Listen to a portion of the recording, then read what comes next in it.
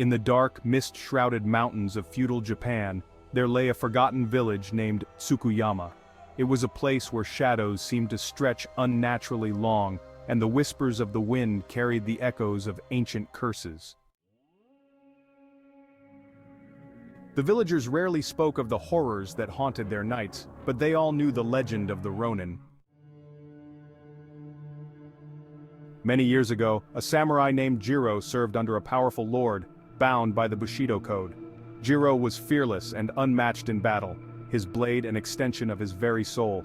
His honor and loyalty were unyielding, but they were his undoing.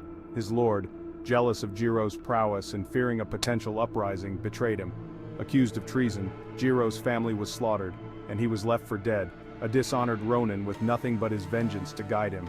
Jiro survived, his body mended, but his soul was shattered.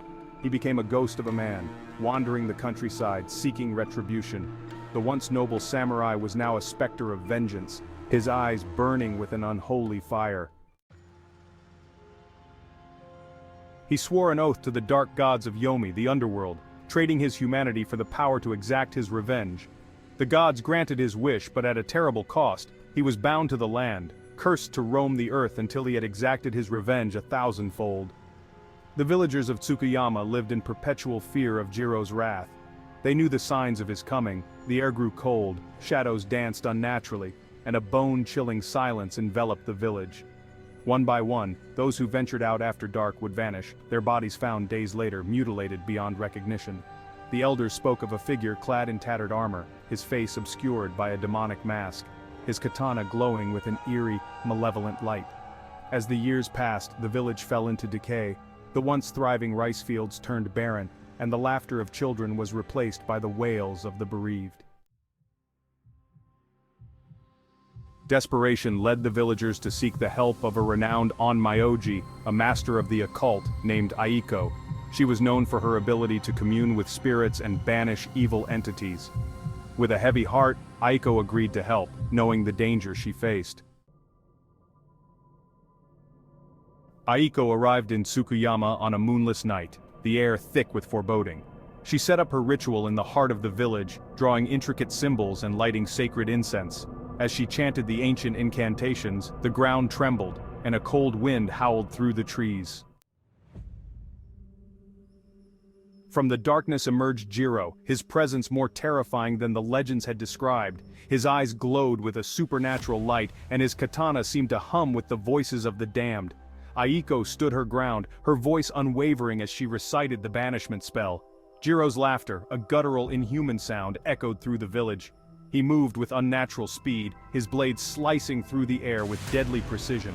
Aiko dodged his attacks, her talismans burning with divine energy as she countered his dark magic.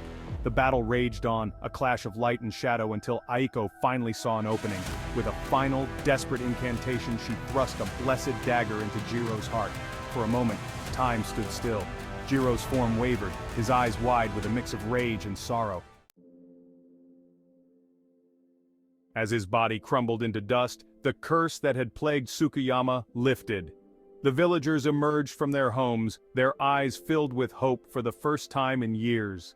The land began to heal, and life slowly returned to the village. But Aiko knew the battle was not truly over. As she gathered her belongings to leave, she found a single black feather on the ground, a symbol of the dark gods of Yomi. Jiro's spirit had been banished, but the gods' wrath was not so easily appeased.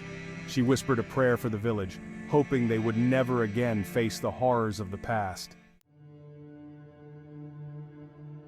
And so, the legend of the Ronin lived on, a cautionary tale of honor, betrayal, and the unending quest for vengeance. Tsukuyama thrived once more, but the villagers never forgot the price they had paid.